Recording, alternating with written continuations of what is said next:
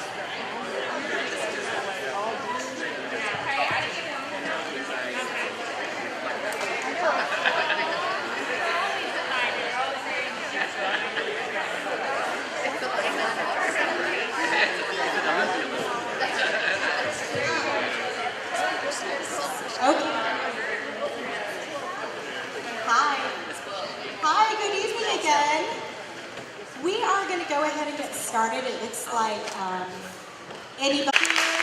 So we're very excited to see you all again, and many of you were at our first meeting, but even if you were not, this is not like one of those series on TV where if you missed the first season, you won't be able to catch up. We will make sure that you have all of the information that you need in order to fully participate and fully engage. So I'll move the next slide over just to give you a brief overview of the agenda. Our meetings are scheduled to start at 6 o'clock, but we do want to make sure that we give an opportunity for people who are not familiar with the campuses that we're visiting with a tour. And so we set aside a little bit of time for us to be able to walk around campus and visit and look and see what campuses have to offer. So at this time, I would like to say a big thank you to Ms. Worley, the principal of Judson Middle School and Judson Academy, for allowing us to host our Growth and Planning Committee meeting here, and her administrative team is also here, sitting at that table over here, Ms. Compton, Ms. Essery, Mr. Packett, Mr. Sessom. We are going to go through a little overview of our first meeting and talk about some of the things that we were able to discover in that meeting. We'll talk a little bit about district capacity, program needs, and then we'll do a little input activity. Every meeting that we have, it's really important that we hear your voice. And so for every meeting, we want to have a little activity to make sure that we really and truly understand the needs of our district, the needs of our community, and also the desires. What do we desire our district to be? Where do we envision it to go? And so we will have an opportunity to collect some feedback and get some input from you.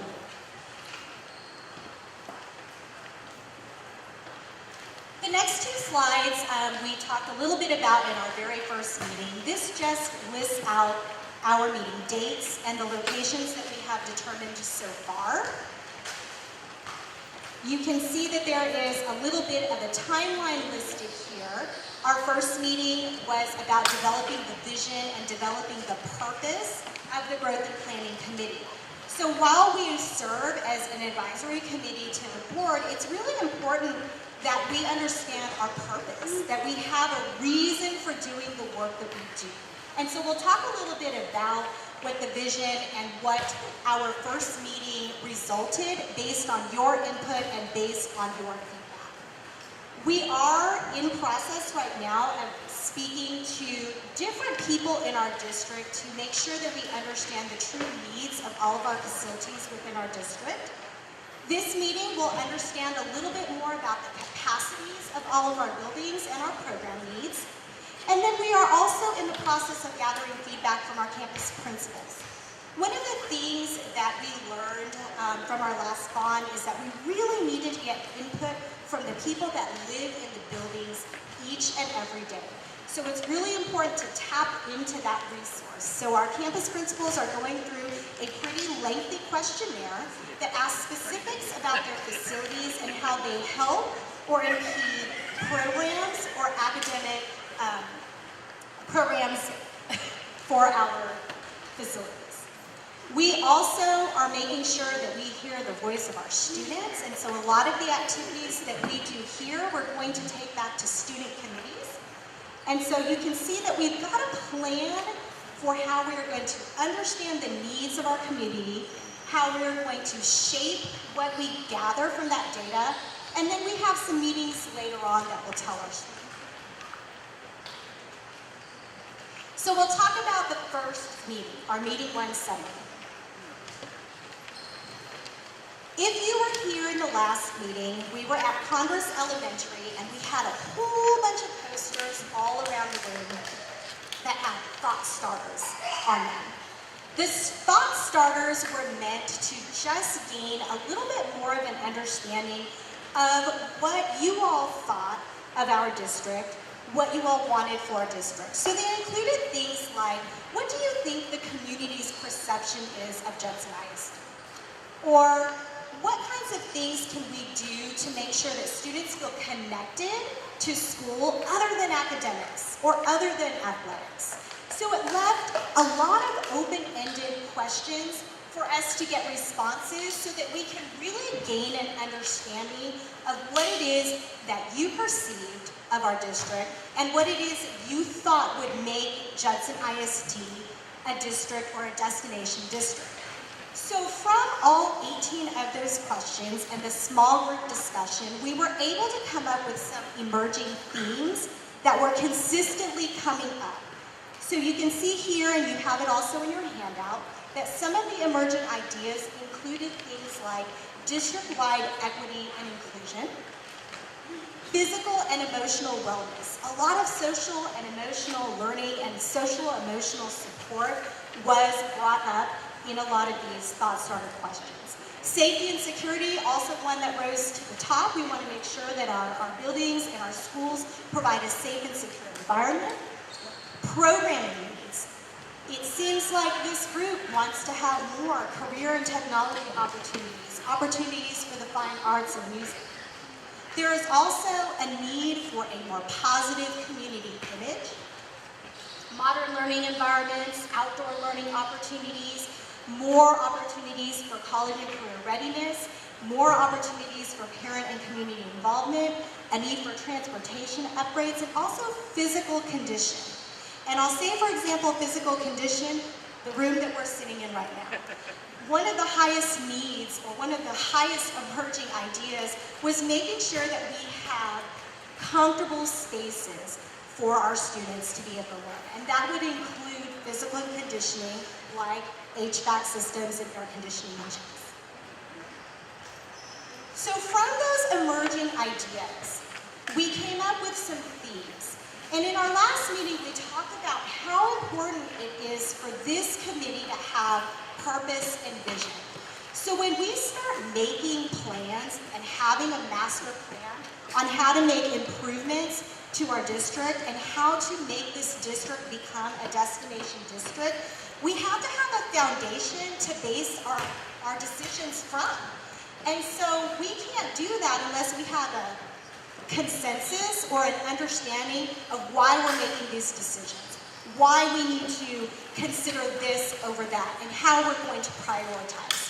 So based on all of the thought starter conversations and all of the emerging ideas, we came up with some themes that would really serve to measure our success.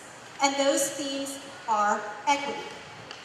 There is a real need to ensure that we provide an inclusive environment that embraces diversity, that promotes parent involvement, teacher satisfaction, communication, emotional support, and to provide access to programs and opportunity to students all across our district, and to ensure that those opportunities and those programs are the same type of programs and better programs that you can find at surrounding districts. So equity is one of those values, one of those purpose and vision themes that we want to make sure that when we're making decisions, we've got to ask ourselves, does this provide an equitable opportunity for our students? The next one is safety. Safety is a huge thing. We want to make sure that our environment is safe and secure, and that we're sending our students to campuses and buildings that we have good access control in, that we're enabled to monitor our facilities appropriately. Appeal is another theme. We want to make sure that we're going to campuses that have good curb appeal, that are clean, that are collaborative, that we have comfortable spaces, that the classrooms are upgraded, and that they provide that flexibility and that flexible seating so that real collaborative, hands-on, project-based learning can happen. We want to ensure that there's academic diversity, that we expand our focus areas on the arts, on music, on college and career programs. We want to ensure that the decisions we make create opportunities to connect people. So connectedness. Do our students and teachers and parents, are they supported and motivated? Do they have a connection to the school, to the district, other than just, this is where I go to school? So we want to ensure that any decision we make creates that space that a student, that a parent, that a community member feels connected to the district. And then last, our theme that we came up with is accessibility. We want to make sure that we create accessibility to all of our students all across. And that would include things like your basic needs, quality food, transportation that's efficient and effective so that they are not sitting on a bus, traveling from one end of the district to the other, and just sitting there. We want to make sure that that need, that accessibility to transportation that is efficient is available to our students. So these are the values, these are the themes that were brought up based on what you said, based on what this group said on all of those thought starters. And so when we start prioritizing and we start making decisions for a master plan on how to grow our district, these are the foundational things we have to ask ourselves. Does this decision support this? Does our decision support academic diversity? Because if it doesn't, then we have to rethink that thought, right? So, at this time, I would like to introduce the Executive Director of Facilities and Planning, Ms. Helen Keene. She is going to speak to you a little bit about district capacity. Thank you, Nicole. So one of the things that we heard and took away from our efforts last year was we need more data, right? We need to prove up what we're saying. Each and every person that works in the district, I think they know what the needs are, but how do we back that up? So one of the things that we're bringing to you tonight, we're going to talk about our capacity across the district. And some of you know, if you're on a campus that's really pinched for room, that you've got some issues as far as your enrollment. And so many of those campuses I've been to, and there are several that starting next year, we are adding portable buildings to help support the additional kiddos that we're going to see. So right now, 28 is the average age of our facilities. And so that surprised some people. There was a previous bond in 2016 and 17. It built some new facilities, it did some additions to facilities, but when you go back and look at our district as a whole, and you average the age of our facilities, the average age is 28. So that was surprising to me. But Judson Middle was built in 1985. And so when you look at the fact it's 37 years old, you start trying, and the average age of a building that you design toward is 50 years, right? So when you start looking at what you're going to do at this particular campus that's 37 years old, when you consider we have to pass a bond, from there, at that point in time, which could be a year or more from now, then you have to design what you're going to do, which is generally 18 months to 2 years. Then you have to construct what you're going to do, and depending if you phase it or not, that could be anywhere from 2 to 3 to 4 years. So at the point in time that you can really solve your problem at Judson Middle, this campus will be 47 years old. And so those are the things that we're going to look at, like how old are our facilities? Does it really make sense to put millions and millions of dollars in a campus that's potentially 50 years old before we get there, right? So we are going to look at that data. We are going to look at it campus by campus, and we'll be bringing that additional information to you. But the one thing we wanted to focus on tonight is capacity. So 48% of our campuses currently are at capacity. And that surprised a lot of people. So when we look at it, and when we talk about capacity, we talk about a lot of different things, right? So when we design schools, we design them to what's called a design capacity, right? So it's the number of classrooms, it's all the support spaces within the building, and so we put together a data table for you, and so we started looking at it. Now this list is organized elementary, middle, and high school in alphabetical order. So the middle schools and high schools are further down, which is why you may not see it at the top. So the second column is that it represents that design capacity. When that campus was designed, that was the number of students that it was designed to, right? So when you look at elementary, middle, and high school, they have different efficiency factors, you could call it. And so these percentages that you see, 90, 85, and 80, what that represents is, at an elementary school, you operate pretty efficiently, right? You don't have a lot of extra programs, it's strictly just instruction, and so you can operate fairly efficiently at those campuses. But when you get to middle and high school, and all the additional programs that you're offering, that percentage actually goes down. So when you look to the right where it says 2022 enrollment, that's the enrollment for this year. And when you look at the numbers, and we know this, you see like the first one, Copperfield Elementary. So we know we have an issue at Copperfield, and we're actually adding 2 portables at Copperfield. So one of the decisions the district has to make is, how do we deal, number one, with the growth in different pockets of our district, and number 2, do we leave the boundaries the way they are? Do we change the boundaries? Like how, there's several different ways to deal with this growth, and so that's what we will be bringing. Like, we can have portable city at every single campus, but is that what the board wants? Is it what we as a district want? And so that's why we're going to start putting this data out there. At the next meeting, we will show you where we have portables currently, where we are moving portables for the next school year, and some of those projections. So one of the things that the Board of Trustees and staff, we've hired a demographer to come in and do a demographic study. And a demographer can give us some really useful information. They're going to look at our district holistically.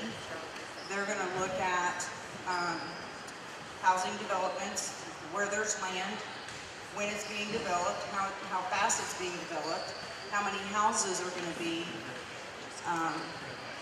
built in different areas, and they will present that information to us. They will do it by subdivision, they will do it by feeder plan. It's going to be a lot of useful data that we can then go back and look at. How do we solve this issue? If we don't want to build new, we can't get the support. How are we going to deal with it? Because the growth is still coming, right? So this is just the first of many pieces of information like this. But it was very interesting to many to see. And most of it, you can look at it, and if you're on that campus, you know we have kind of a pinch point there. And some of it is we had growth because of pre-K and doing pre-K at every campus. Special programs bring additional kiddos. And we're happy to have the additional kiddos, right? That's what we're here for, is to support all those kiddos. But we do have to have the facilities and the infrastructure to actually provide all those things to our communities, to the students, and to each other. So at this point, I'm going to turn it back over to Nicole.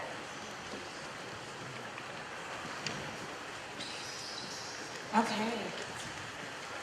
So a lot of data to look at and things like that. And so I just wanted to talk a little bit before we get into program needs about that data. So right now, we're still in that kind of discovery phase. We're still in that data gathering phase to really truly understand the needs of our community, the needs of our students, the needs of our district.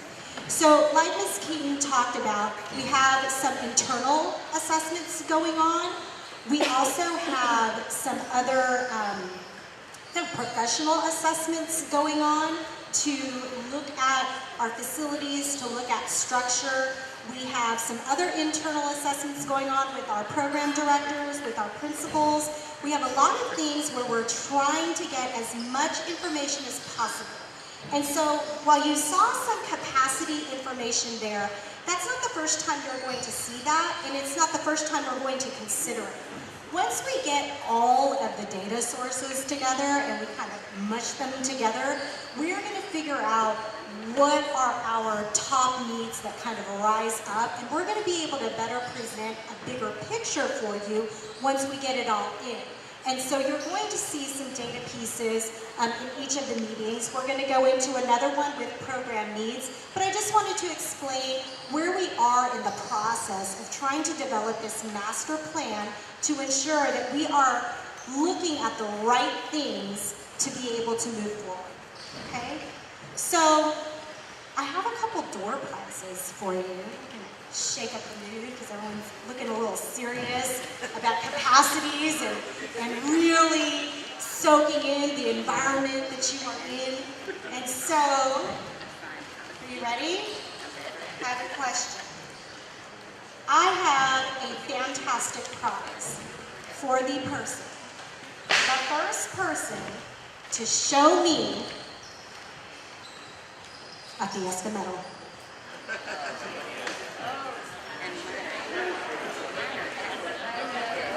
Really?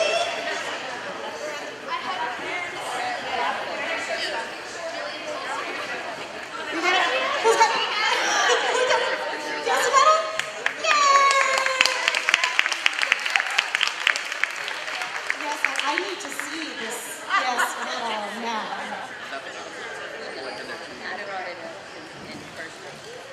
Oh, it's for guests. I'm making her open up the present for the guest in the back of the room. Sorry for whoever this is for, but... Oh, that's beautiful. Fiesta's in full swing. Congratulations. Yay. Okay. I expected more people to pull some out of their purse. I have a couple in my purse. Okay. You ready for another opportunity to win? If you are a Judson ISD parent, please stand up. So, the very first person I saw to stand up is my friend in this purple outfit, but there's a part two. There's a part two. Ready? Yes. Represent us. Olympia's ready. We're ready. Who is the principal of Judson Middle School? Right. There you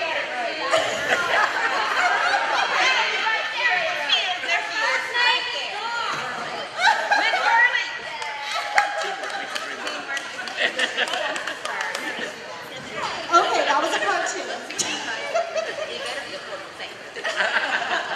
Okay, more opportunities to come, so you all get ready to jump up, be on your toes. Okay, so like we talked about earlier and in our last meeting, it's really important to understand the needs of the district. And so one of the first things that we did was we reached out to our program department heads to talk about what do you feel the needs are in your program areas. So when I talk about program heads, I mean we spoke to our Director of Fine Arts, we spoke to our Director of Career and Technical Education, we spoke to our Facilities Department. So any like department category, we asked those heads to speak to their teams and really think about what are the needs of your department or program, so this would also include academic programs, at each of the different levels, elementary, middle school, and high school. We asked questions that were, what were your immediate needs? We asked other questions such as, if you could prioritize some of the things that you feel are needs, what would they be? We asked, what could we do differently to make your program or your academic program or fine arts program or whatever program work a little bit more efficiently? So those were the types of questions that we asked, all open-ended to our department heads. And so we gathered some of those results and listed out some of the emerging ideas by level of school. So we've got elementary first. Some of the things that really rose up to the top were needs specifically for our pre-K kiddos.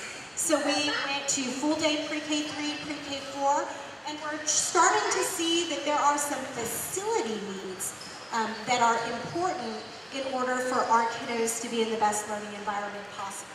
One of those is the restrooms. And if you were in our first meeting, we talked a little bit about it there. Littles need little restrooms. And so that's definitely a need that is coming up that is important, and we're glad that it made it onto this list. Others are covered outdoor spaces for pre-K during inclement weather. We do know that physical activity is super important for young children. So I would go as far as to say that's not necessarily a pre-K need, it's probably an elementary need and a middle school need. And so having those spaces. So when we start looking at all of this data combined, those are the type of things that we want to consider. Is it just a pre-K need, or is it an everybody? Is it just an elementary need, or is it an everybody need? More access to Chromebooks and storage for technology. Of course, the HVAC in the gymnasiums. There are several of our elementary school gyms that do not have air conditioning, so that's definitely a need that was prioritized in the survey. Innovative spaces. Not necessarily only maker spaces, but those collaborative learning environments where the furniture is a little bit more flexible, that you have common spaces to be able to move around, and kids are able to just move freely in order to create and to innovate. Cafeterias. If you attended a listen and learn tour that we had at Coronado Village, I was presenting on the stage, which was just the cafeteria in the front. And so when we're using cafeterias as auditoriums, some of our facilities in the elementary level specifically are outdated. So that became one of those needs. Pianos for the music program. And another need that came up was that at some of our facilities, the bus loops and the parent drop-offs kind of overlap, which creates a little bit of a safety issue. And so I'm sure that that is the reason why those program heads listed that there. So that's just a little bit of an overview on elementary. We'll move on to middle school. Some of the same ideas rose in middle school, the HVAC in the gymnasium. So we are in a middle school right now that is in need of an HVAC system to cool the space. Green spaces, same thing as elementary. And so we're starting to see like a trend, right? Things that are needed in elementary are also needed in middle school. Those outdoor and flexible spaces. Cafeterias that are used as auditoriums, pianos, band instruments, police department technology, so some upgrades in that area, weight room upgrades, staging areas for student pickup, computer lab equipment. So those are some of the emerging ideas for middle school. When we move into high school, and we've got a little bit more listed here. Lab spaces for science, an auditorium for the district was something that came up. Weight room that is attached to the existing pool. So if you attended some of our other listen and learn tours and were able to tour the existing pool that we have, there is a desire to have a weight room or to upgrade the weight room that is attached to that. There are some specific track improvements at Wagner and football field improvements at Wagner and also veterans. Some of the classrooms are small and cramped, so that doesn't lend itself for a collaborative or flexible learning environment at the high schools. Improved Wi-Fi access is something that came up, as well as some network labs for advanced programs, auditorium equipment upgrades, renovations to our DAEP campus, which is going to be in that JECC building. Additional band halls, marching field, more police department technology, more bus parking, clinical spaces that are reconfigured, technology upgrades and virtual labs, and then a couple things that came up that were really specific. Shop space for automotive and collision programs, and another culinary arts kitchen. And the reason why those are needs is because we've had such an expansion of this program. We've got kids who are really interested in going down that route and going down that pathway, that we're finding it difficult to service those kids because there's so many people that are interested, but our spaces that we have to provide instruction in those areas are not as much as we have for the capacity of students that are wanting to enroll in those programs. So it's a good problem to have that students want to be involved in those pathways, but it is a problem to consider that that we are running out of space to be able to service those students in those areas of their academic field. And then we have some ancillary facilities. So these are just other district facilities that were mentioned. Some updates to some of the admin buildings.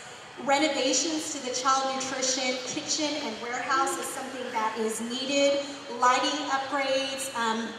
Some of our buildings that are older have a lack of storage, and then additional bays for mechanics at the transportation facility are things that got brought up for some of our other district facilities that we have.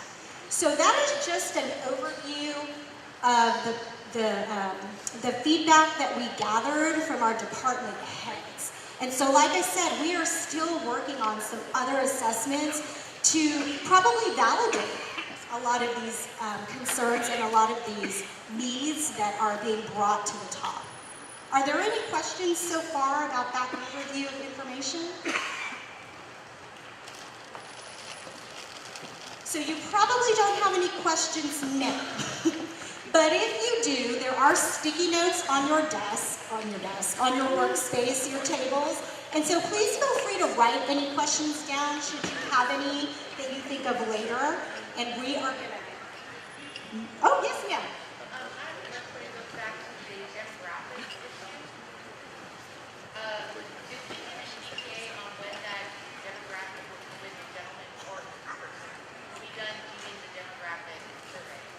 The question is there an estimated time of completion for the demographic survey? I'm going to defer to Ms. Keaton. Oh, I'm sorry, Dr. Bell. Ms. Matthews is not here, so normally he would answer that question, but we're looking, hopefully everything stays projected on timeline for the end of May.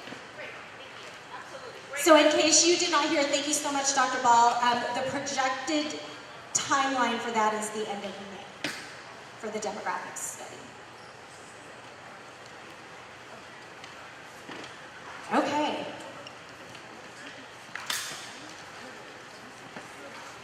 No questions?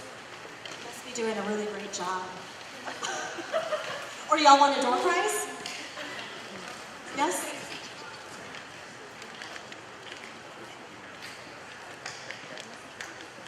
If you... Give it to Miss Martha, because that's the right thing to do. Miss Martha. Congratulations. So I'll make sure this is reflected on their evaluations. The question writers, don't worry.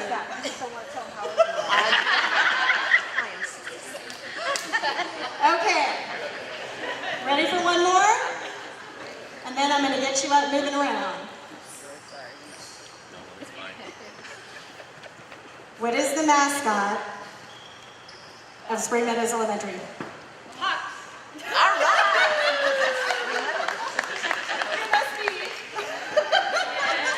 But she did not know the questions ahead of time. Congratulations.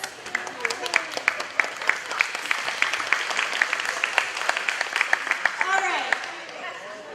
Sometimes I do have one more, so stay tuned. Okay, so we're going to get you up and moving because remember I said we needed your input. So while we're gathering data internally, informally, and formally, this group here, this is a really important voice. So we want to make sure that in every meeting we gather a little piece of data from you, a little piece of your feedback. So when we talked about the program needs, we talked a little bit about how we've got some expanding programs. We've got kids that are really, really interested in certain paths of study. And so we want to make sure that we are focusing and investing time to figure out what is our plan, our master plan for the future, to ensure that we can sustain these expanding programs. So it was really important for us to be able to understand when we're innovating or when we're doing new things, it's not for the purpose of just doing new things, right? The need has to come from the community that we serve. And so we need to make sure that we really understand the needs and the wants of the community, of the people that we serve. So while I might think that Where's the T-sheet? Education and training is a really important college and career path. Some areas of our community may not think that. They may prioritize law and public service over that. And so we want to make sure that while we're master planning and while we're making sure that we can address needs of our community and facilities to support our programs, that we get a true understanding of what it is our community needs and what our community wants. So we've got some posters. There's probably 6 or 7 of them around the room. I was a reading teacher, so 7. And there are some categories here of some college, career, and military readiness type programs.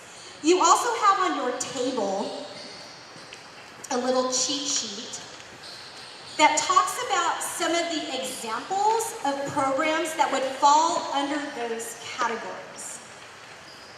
Your task is to gather around one of those posters, they're all the same, with your dots, and choose the top 4 areas that you would like to see continue to grow in our district. Some of them we offer already, so that would tell us we really need to continue that. Some of them we used to have, but we don't offer anymore because maybe the program didn't make. And some of them we do not have yet. And so read over your handout, your little cheat sheet, that has examples of what programs could look like under each of these categories.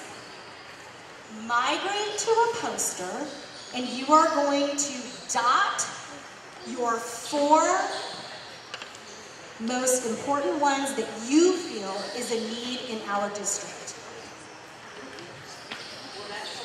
You guys good?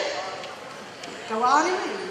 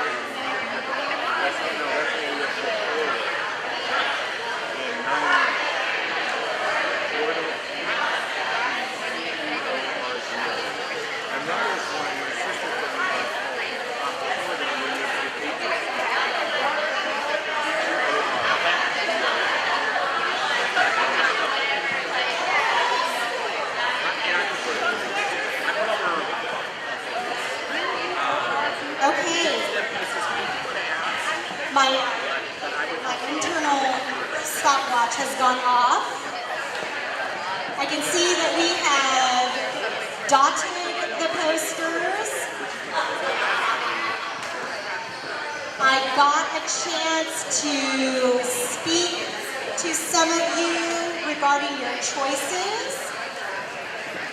I even got to add an idea of a college or career pathway that wasn't listed. So if you see there's a little sticky note over here, it says, Age-Appropriate Environment for District Adult Years Program. And that District Adult Years Program is a career pathway for our students.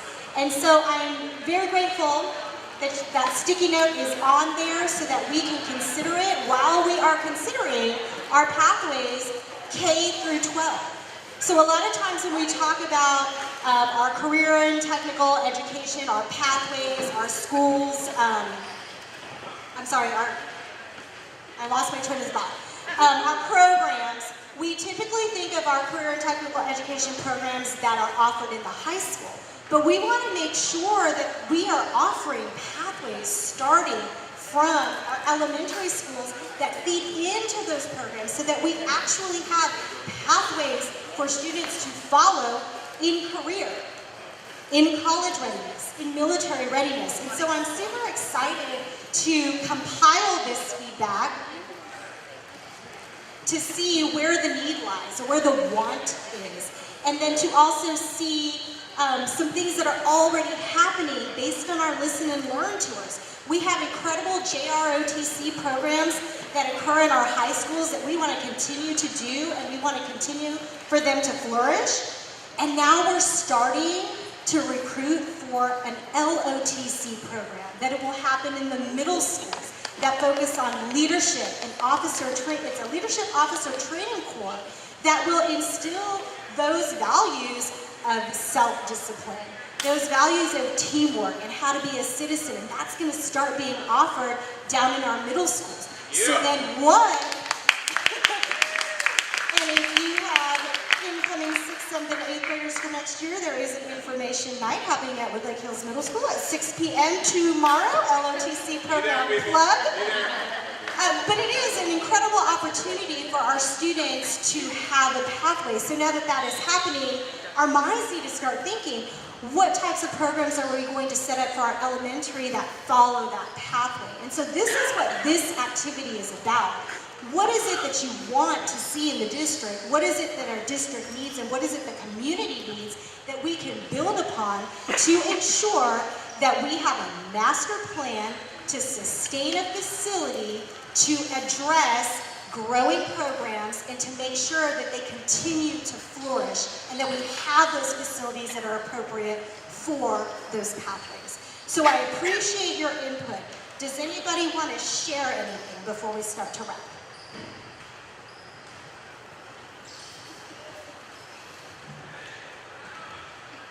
Okay.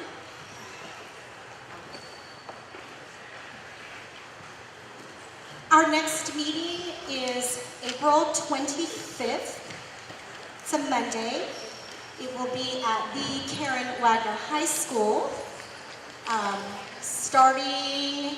The meeting will start around 6:10, 6:15. Again, we will have opportunities for a tour.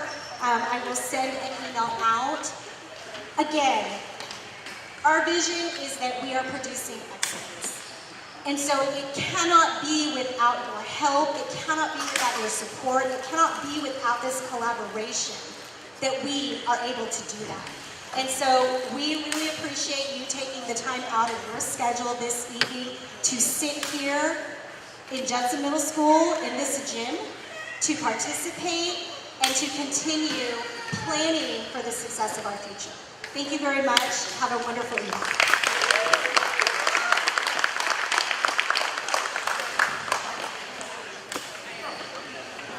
There's plenty of snacks, cookies, chips for the road. Everything's portable.